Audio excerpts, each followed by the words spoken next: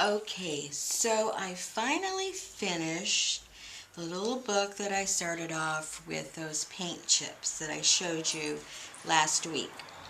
And this is what I came up with. I made the cover out of an old box. It was a thick cardboard box for shipping. And I made the spine 1.5 inches, and this is 4 inches wide, and this is 7.5 long. And then I covered it with some of a page from a book that was basically all about different types of bulbs. So that's what I covered this with. And as you remember, I was making these out of the chips, the paint chips that I got over at Home Depot that they were throwing away.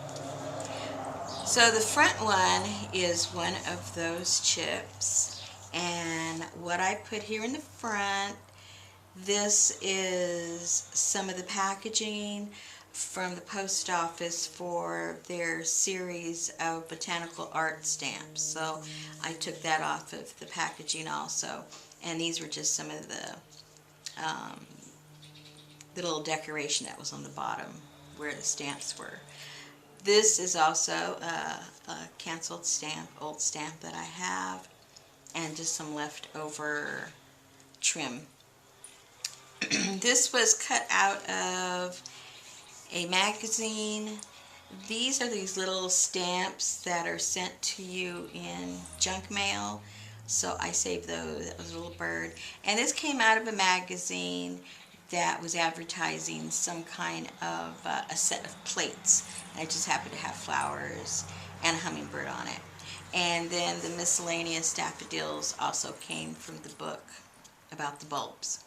And then this here is somewhat. This is gauze. Thank you. This is some gauze that I had. Then, oh, and back here, this is also some canceled stamps that I had. I just did the closure with some of my, leftover pieces of fabric that I shred up. And so that's how I bound. I wasn't really sure how I was going to close it up, but that's what I ended up doing. Then you open it up, and on one side I have all those chips that I showed you before. I finished it up now, and then I thought, well, I need to put something on this side to kind of balance it out.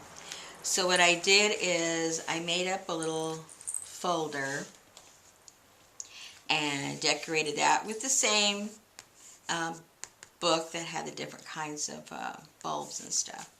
And then I also put again some more canceled stamps and some pieces of fabric and sewed around it. And of course my bugs. You know I love my bugs, so I put some bugs on there. Those are some rub-ons. Then you open this up, some more bugs. And I just created a little section on either side so you could put whatever it is you want to put. I just have a couple of cards in there and a little bit of tracing paper if you want to write anything down. Then here I put some more tracing paper and some writing paper that had some dahlias on it, keeping with the flower theme. And then back here, I just covered it up with some more from that same book. And that's what I did with that. I think it came out kind of cute. Oh, and I needed to figure out a way to hold this down too, because it was kind of, the way you open it, it would just kind of flop open. So I just thought, tie it down. Same thing with this side, because I left it that accordion style. It was going to flop all over the place, so I had to tie it down too. So what I did with each page is every other one I decorated it, and then the other one I put a place for you to go ahead and do some kind of journaling or artwork or gluing down or whatever. Oh, and also these I made with a punch, and these are also made from the different paint chips that I got. So I tried to utilize as much of the paint chips as possible. When I sewed these together, as I mentioned before, I left the top open to create a pocket, and in each one I just had a little tag that had little birds on them, so I went ahead and put that on there, and put some of my leftover tea tags on the top. So every page is done in the same manner but decorated differently, but they're all in the same way.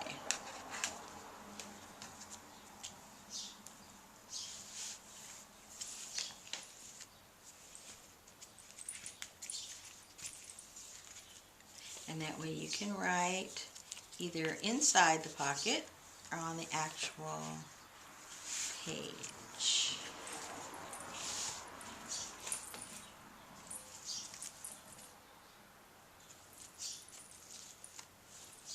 And I think it came out kind of cute. What do you guys think? I like it. It's to make it, it's simple but extremely time consuming. I cannot tell you how long it took me to do this. I honestly don't know if I would make another one only because I know how much time it took. It actually took longer than when I'd made some of the bigger ones. So I think a lot of you that make these different types of journals, I think you'll probably agree that the smaller it is, the more time consuming it is, because I guess it's so intricate and everything is visible. There's nothing to distract from anything because it is smaller. So it does take a lot of time. A lot of people think, well, why do they charge the same for the small ones as for the big ones? Well, because it actually takes more time. Oops, I forgot to tie that down inside.